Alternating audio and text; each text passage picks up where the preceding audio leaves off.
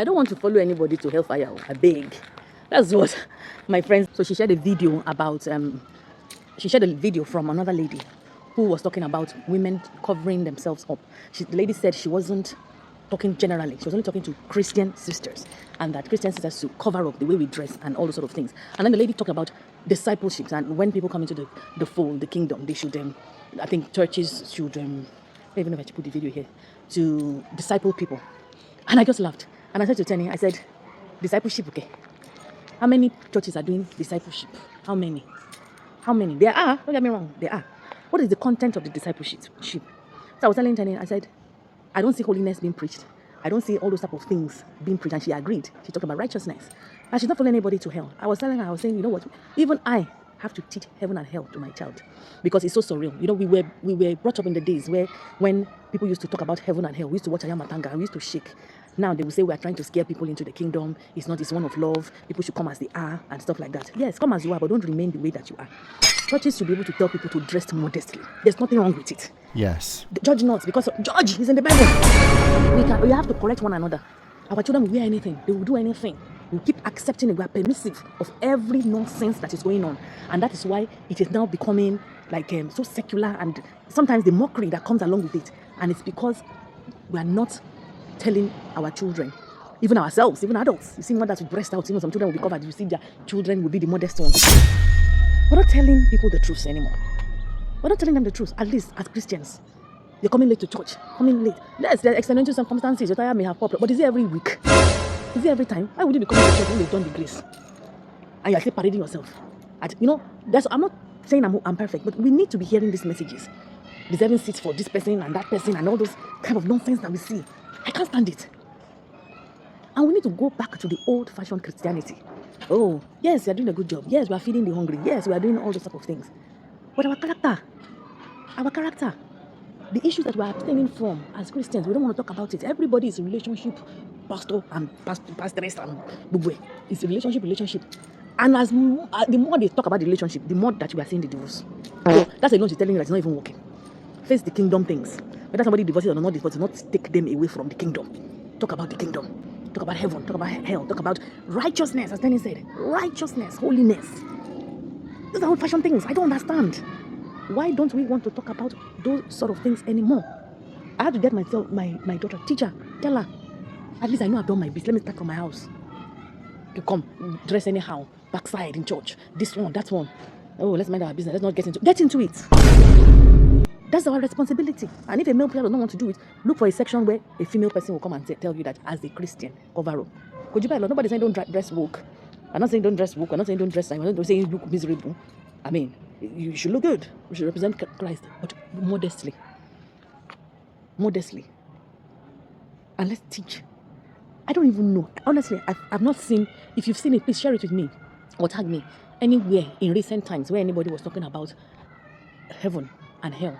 And our lukewarmness, God does not want us hot or cold. He will spit us out. In fact, when anybody read anything from the book of Revelation, Bible study about that book of Revelation, to even help people with clarity, with understanding. Everything else we will hear. But we're avoiding it. As if the people cut that revelation out of the Bible. I don't know. And this is not me being self-righteous or wanting. I'm always very careful when I say I'm not a pastor, because many good religious leaders have told me, but I always take the position of teacher because some are called to be teachers, and I am called to be a teacher. I believe that, and I teach. Some people will not even invite you to their churches anymore because they know that you will mention some of these things, but they ought to be mentioned. And some of the people, that one is a separate video. Some of the people that leaders will put in positions are the ones driving people away from churches. Even that one should be a separate video, I think. Driving the people because they don't even know how to relate with people. Somebody is in charge of student ministry. Somebody is in charge of protocol. Somebody is in charge of X, Y, and Z. But they don't know anything about human relations. Everybody goes come to church, they give them position. They don't even understand, they don't have decent communication skills. We need all these things in the kingdom. Everything is not because you're born again, you can do something. The same way we know that it's not every, at least that one day, until you see. You're a pastor's wife, you've already become pastor. Come and be chatting rubbish to women. Don't have any common sense and you're coming to chat rubbish. Bombastic side eye. It's not everybody that is called, though. They call your husband and not call you. Come and just be.